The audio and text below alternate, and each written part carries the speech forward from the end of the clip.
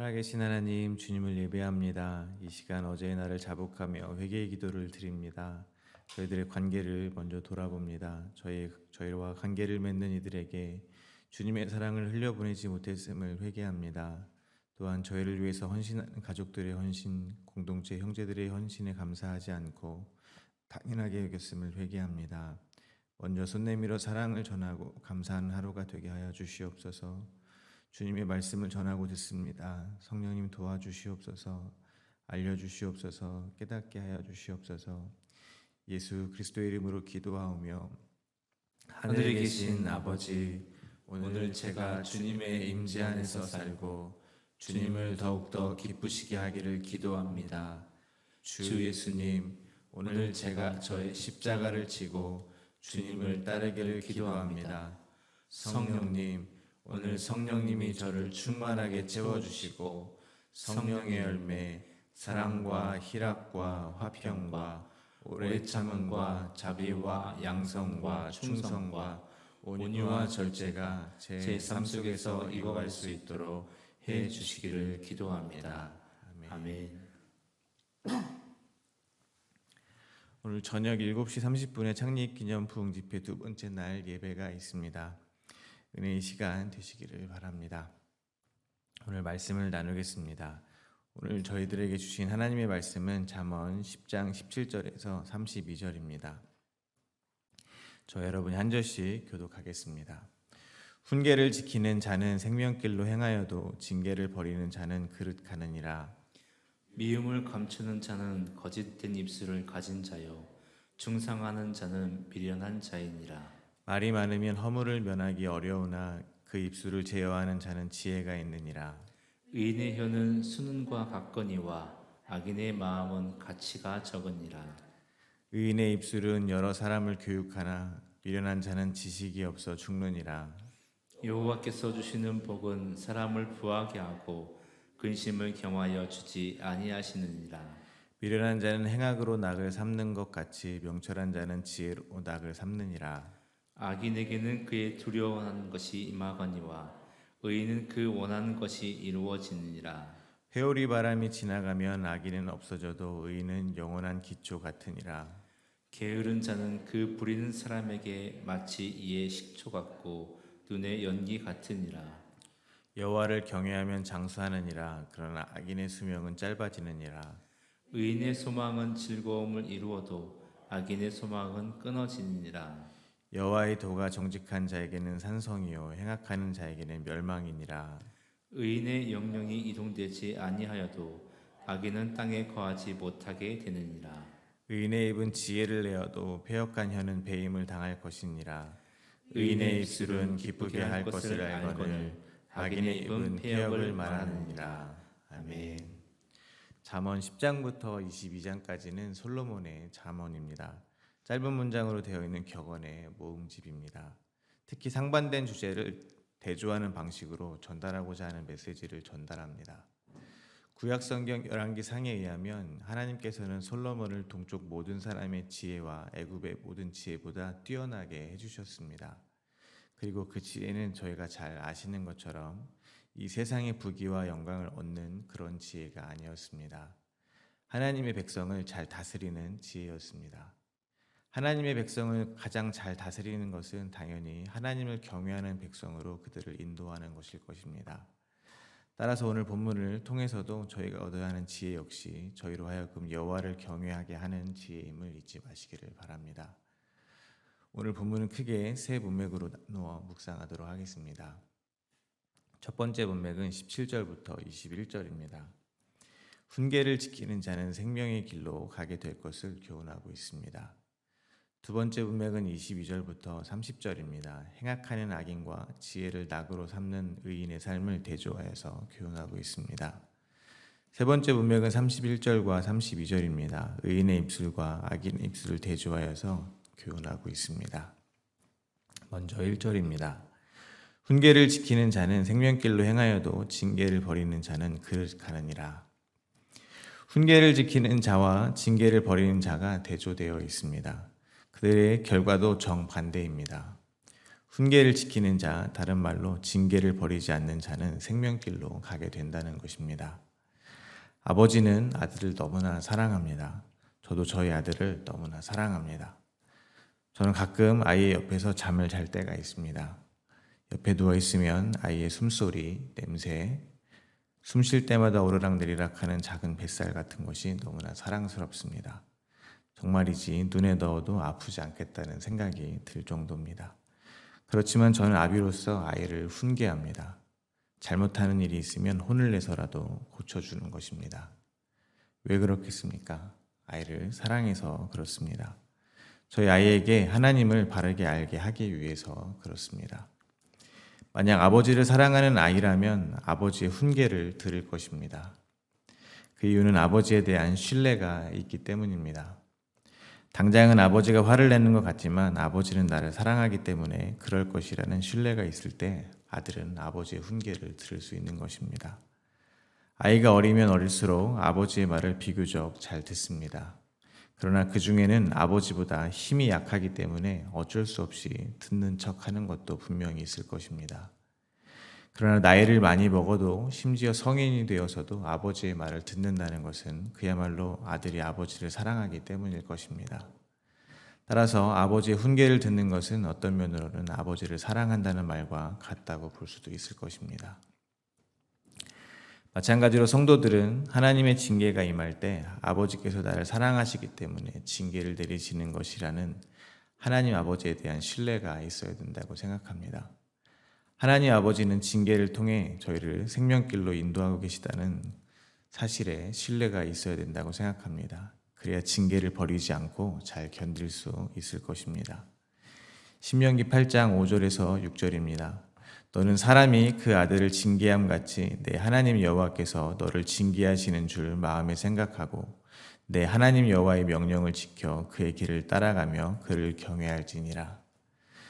저희가 이미 아는 것처럼 하나님께서는 이스라엘 백성을 애굽에서 이끌어내셨습니다. 그리고 광야 40년의 기간 동안 그들을 낮추시고 줄이게 하시고 때로는 그들의 조상도 알지 못하는 만나를 먹이시면서 시험하셨습니다. 그 이유는 이스라엘 백성들이 하나님의 명령을 지키는지 지키지 않는지 알기 위해서입니다. 그 말은 하나님께서 정말 이스라엘 백성이 하나님의 명령을 잘 지킬 수 있는지 지킬 수 없는지를 몰라서 그러셨다는 말은 아닐 것입니다. 오히려 그들은 하나님의 명령을 지키는 삶을 살지 못할 것을 아시기에 시험을 통해서 그들을 가르치셨다는 말이 될 것입니다. 즉 시험을 통해서 사람이 떡으로만 사는 것이 아니라 여호와 입에서 나오는 모든 말씀으로 사는 줄을 알도록 그들에게 가르치셨다는 것입니다. 그들을 인도하시는 하나님이 그들을 지키시는 분임을 알게 하시기 위해서 40년의 시간 동안 그들의 의복이 헤어지지 않게 하셨고 발이 부르트지 않게 하셨다는 것입니다. 아버지가 자녀를 징계하듯 징계하시어 아버지 하나님을 경외하기를, 즉 하나님을 사랑하기를 가르치셨다는 것입니다. 따라서 하나님의 자녀된 저희들은 저희를 향한 아버지 하나님의 사랑을 믿고 저에게 허락하시는 모든 징계들을 버리지 말고 훈계를 지켜 생명길로 나아가야 될 것입니다. 이어서 18절입니다. 미움을 감추는 자는 거짓된 입술을 가진 자요 중상하는 자는 미련한 자이니라. 미움을 감추는 자는 거짓된 입술을 가진 자라고 교훈하고 있습니다. 그런데 이 말은 조금 이상해 보일 수 있습니다. 미움을 감추는 것이 미덕이 아니겠습니까? 사람들 관계에서는 때에 따라서 미움을 감추고 살아야 여러모로 좋은 것이 사실입니다. 그러나 저의 중심을 아시는 하나님께 대해서는 그렇게 하면 안 된다는 것입니다. 저희는 구약 성경 속에서 이스라엘 백성의 이야기를 통해서 이미 많이 확인을 했습니다. 그들은 끊임없이 우상을 섬겼습니다. 그러다가 하나님이 징계하시면 울었습니다. 표면상으로는 회개하는 듯 보였습니다. 그렇지만 그들은 다시 우상을 섬겼다는 것입니다. 이는 마치 어린아이가 아버지의 말을 듣는 척하는 것과 비슷한 것일 것입니다. 단지 하나님보다 힘이 없어서 듣는 척 했던 것입니다. 단지 그만 혼나기 위해서 듣는 척 하다가 다시 우상을 섬겼다는 것입니다. 그들은 겉으로는 하나님을 사랑한다고 했지만 사실은 자기를 징계하시는 하나님을 미워하는 마음이 가득했다는 것입니다. 그래서 그들의 징계를 피하기 위하여 당장 하나님을 사랑한다고 고백하는 것이 거짓된 입술이라는 것입니다. 저희도 마찬가지라고 생각합니다. 저희가 하나님을 사랑한다고 하면서 저희는 여전히 미워하는 형제들이 있습니다. 비난의 대상이 여전히 있다는 것입니다. 때로는 배우자를 비난합니다. 때로는 자녀를, 때로는 부모를 비난합니다. 때로는 공동체의 형제를 중상하고 비난하고 미워하면서 하나님을 사랑한다고 하는 것은 그것을 성경은 거짓말이라고 합니다. 요한일서 4장 20절입니다. 누구든지 하나님을 사랑하노라 하고 그 형제를 미워하면 이는 거짓말하는 자니 보는 바 그 형제를 사랑하지 아니하는 자는 보지 못하는 바 하나님을 사랑할 수 없느니라. 저희가 당장의 징계를 피하고자 하나님을 사랑한다 하지만 저희는 여전히 미워하는 형제가 있다는 것입니다. 비난하고 정죄하는 이들이 있다는 것입니다. 그러므로 저희가 하나님을 사랑한다고 말하는 것이 곧 거짓말이 되는 것입니다. 거짓으로 미워함을 숨기는 것일 뿐이라는 것입니다. 그럼 하나님께 정직한 것은 무엇이겠습니까? 자기가 하나님을 사랑할 수 없는 자임을 고백하는 것입니다. 자기가 죄인 중에 괴수임을 자각하는 것입니다.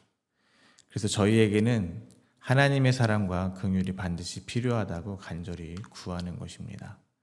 자기가 죄인 중에 괴수임을 아는 자, 곧 하나님께 어떠한 용서와 사랑을 받았는지를 아는 자가 다른 사람을 중상할 수 없을 것입니다. 비난할 수 없다는 것입니다. 그러므로 나는 죄가 없다고 교만하지 말고 하나님의 사랑, 즉 긍휼이 필요한 자란 사실을 징계를 통해서 깨닫기를 원하시는 하나님의 마음도 모르고 여전히 거짓으로 미움을 감추는 사람들은 미련한 것이 되는 것입니다. 자기 눈에 들보를 보지 못하고 다른 사람들을 정죄하는 것이 곧 아버지 하나님이 징계하시는 의도를 전혀 모르는 미련한 것이 된다는 것입니다. 그렇게 거짓으로 미움을 감추려면 말이 많아지게 마련입니다. 19절부터 21절입니다. 말이 많으면 허물을 면하기 어려우나 그 입술을 제어하는 자는 지혜가 있느니라. 의인의 혀는 수는 같거니와 악인의 마음은 가치가 적으니라.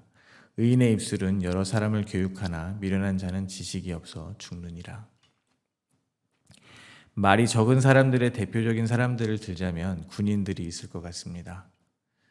특히 계급이 낮은 사람들일수록 말이 적습니다. 그나마 할 수 있는 말, 허락되어진 말은 네 알겠습니다와 같은 짧고 긍정적인 대답뿐입니다. 못하겠습니다, 할 수 없습니다와 같은 말을 했다가는 당장에 눈앞에 별이 보이게 될 것입니다. 그런 군인들에게 어떤 일을 맡기기는 너무나 쉽습니다. 예를 들어 땅을 괜히 팠다가 다시 메꾸라고 해도 군인들은 아무런 군말 없이 하게 되어 있습니다. 그런데 계급이 높은 사람들, 즉 자신의 지위가 높고 자신이 가치가 있다고 여기는 사람들에게 어떠한 일을 맡기려면 그들은 너무나 많은 말을 하게 되어 있습니다. 마찬가지로 자신이 하나님께 징계를 받을 때 징계를 받아도 마땅한 사람이라는 인정을 하는 사람은 말이 적을 수밖에 없습니다. 그러니까 하나님이 저에게 너는 나를 사랑하지 않아 라고 말씀을 하시면 저는 네 맞습니다. 저는 하나님을 사랑하지 않고 저만 사랑하는 죄인입니다 라고 말하면 끝이 난다는 것입니다. 그런 제가 저 자신을 징계받을 만한 사람이 아니라고 여긴다면 저는 핑계가 늘어가는 것입니다. 누가 뭐래도 나는 하나님을 사랑한다는 것을 증명하기 위해서 말이 많아진다는 것입니다.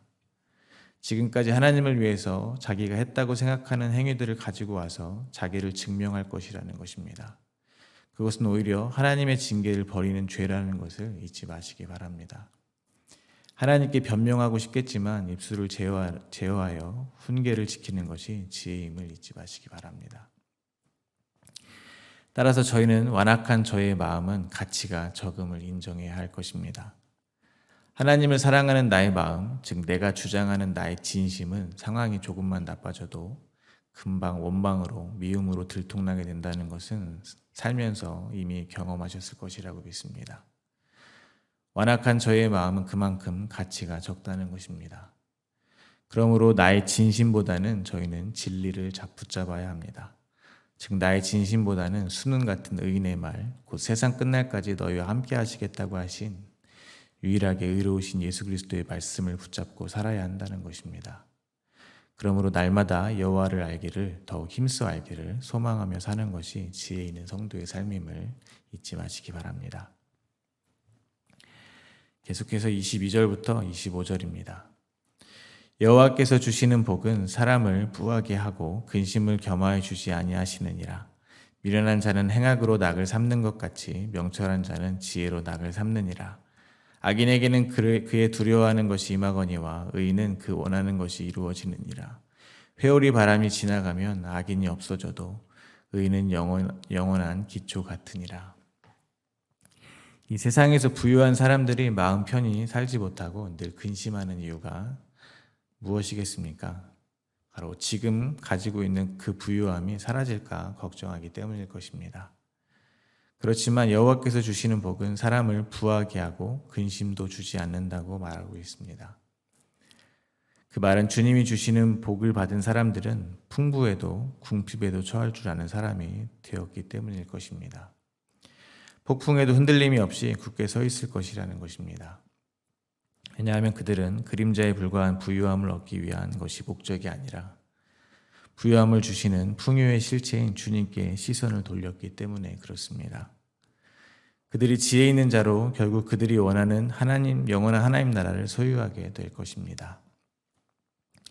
왜냐하면 명철한 자가 낙을 삼는 것은, 즉 그들의 관심은 바로 영원한 하늘의 것, 영원 구원이기 때문입니다.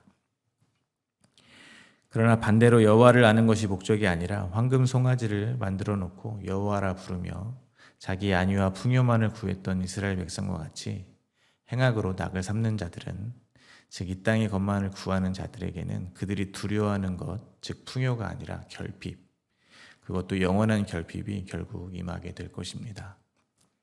그들은 회오리 바람이 지나가면 모두 없어지게 될 것입니다. 그러므로 저희가 지금 낙으로 삼는 것이 영혼에 속한 것인지 아니면 이 땅에 속한 것인지 저희는 날마다 돌아보아야 될 것입니다. 26절과 30절은 계속해서 의인과 악인의 결국을 대조합니다. 26절부터 30절입니다. 게으른 자는 그 부리는 사람에게 마치 이의 식초 같고 눈의 연기 같으니라. 여호와를 경외하면 장수하느니라. 그러나 악인의 수명은 짧아지느니라. 의인의 소망은 즐거움을 이루어도 악인의 소망은 끊어지느니라. 여호와의 도가 정직한 자에게는 산성이요 행악자에게는 멸망이니라. 의인은 영영이 이동되지 아니하여도 악인은 땅에 거하지 못하게 되느니라. 지혜 있는 자, 곧 여호와를 경외하는 자는 장수합니다. 이미 저희가 알고 있듯이 장수 역시 하나님이 주시는 것입니다. 그러나 저는 먼저 저희의 소망이 영원한 생명인지 아니면 그저 이 땅에 더 오래 사는 것인지 돌아보게 되시기를 바랍니다. 여호와께 받는 징계를 버리지 않는 자는, 즉 징계를 받아 마땅히 여기는 자는, 다른 말로 하면 자기가 죄와 사망으로 죽은 자임을 인정하는 자라고 할 수 있습니다. 그들이 정직한 자입니다. 그들에게는 여호와의 도, 즉 예수 그리스도의 십자가의 도가 멸망하지 않는 산성이 되어주는 것입니다. 죄인을 구하러 오신 그리스도 예수 안에서 영원한 생명을 얻게 된다는 것입니다. 그것이 진정한 장수입니다. 그러므로 지혜 있는 자는 영원한 생명을 소망으로 삼기에 고난 가운데서도 소망 가운데 즐거움을 이루고 이미 이 땅에서 예수 그리스도의 영원한 생명 안으로 옮겨졌기 때문에 영영이 영원히 이동되지 않을 것이라고 하는 것입니다. 그의 소망은 끊어지고, 그러나 그저 이 땅에서 오래 사는 것만을 소망으로 삼는 악인들은 결국 그들의 소망은 끊어지고 수명은 짧아지는 것이라고 생각합니다. 마치 빨리 제거해야 하는 이의 식초 같고 눈의 연기같이 그들은 사라진다는 것입니다. 그러므로 다시 한번 말씀드리지만 저희는 지금 무엇으로 소망을 삼고 사는지 돌아보아야 할 것입니다. 저희는 여호와를 알고 더 힘써 알기 위해 부지런하게 살아야 할 것입니다. 마지막으로 31절과 32절입니다. 의인의 입은 지혜를 내어도 패역한 혀는 배임을 당할 것이니라. 의인의 입술은 기쁘게 할 것을 알거늘 악인의 입은 패역을 말하느니라. 방금 읽은 31절과 32절을 오늘 본문 17절의 상황으로 연결해서 생각해 보면 좋을 것 같습니다. 그러니까 누군가 징계를 당하는 상황에 있을 때 의인은 지혜를 말하고 악인은 패역을 말한다는 것입니다. 즉 누군가 징계의 상황에 있을 때 의인은 그에게 여호와의 도를 전하여 산성이 되게 하고 악인은 그에게 여호와의 도가 아닌 다른 것을 의지하게 한다는 말이 될 것입니다. 여호와의 도를 의지하지 않는 것이니 여호와께 패역한 것이 되는 것입니다. 저희가 알고 있는 여호와의 도는 당연히 예수 그리스도의 십자가의 도입니다. 다른 길은 없습니다. 예수님께서는 하나님 보좌 앞에 있는 기쁨을 위해서 십자가를 참으사 부끄러움을 개의치 않으셨습니다. 사도 바울께서 말씀하신 것처럼 모두에게는 미련하고 거리끼는 것인 십자가의 도를 전하는 것이 바로 의롭다 칭함을 받은 저희 같은 성도들이 입술 내어야 하는 지혜이며 기쁨이라는 사실을 잊지 마시기 바랍니다. 말씀을 맺겠습니다. 저희들의 삶에 임한 징계가 저희들로 하여금 하늘에 소망을 두는 사람으로 만들어 가실 것을 믿으시기를 바랍니다. 저희는 지금도 행악으로 낙을 삼는 미련한 자이지만 저희가 의인이라 일컬음을 받은 것은 모두 예수 그리스도께서 십자가에서 죽으셨기 때문입니다. 그리고 그것을 믿는 믿음을 선물로 주셨기 때문입니다. 그러므로 저희는 매일매일 회오리 바람에 없어지는 것 같이 쇠약해지겠지만 저희 안에 살아계신 그리스도께서 날마다 굳건히 세워져 가고 계심을 믿으시기를 바랍니다. 오늘도 그 믿음으로 여호와를 경외하시는 삶을 굳건히 살아내시기를 간절히 기도드립니다.